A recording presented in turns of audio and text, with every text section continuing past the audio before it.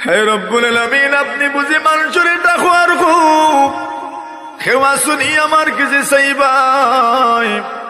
মুসিবত পড়ি গেছো, মুসিবত লাগে চাও, আমি আল্লাহ মুসিবত থেকে উদ্ধার করে দিব।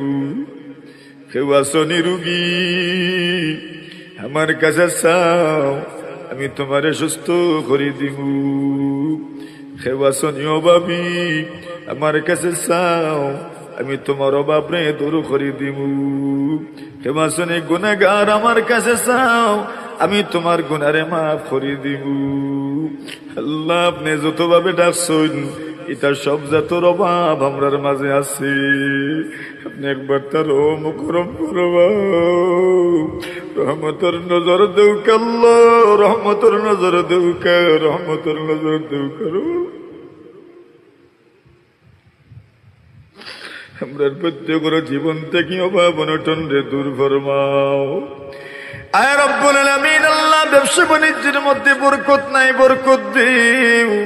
আয় আল্লাহ, খামাই রুজির মাঝে যারার বরকত নাই, বরকত দিও।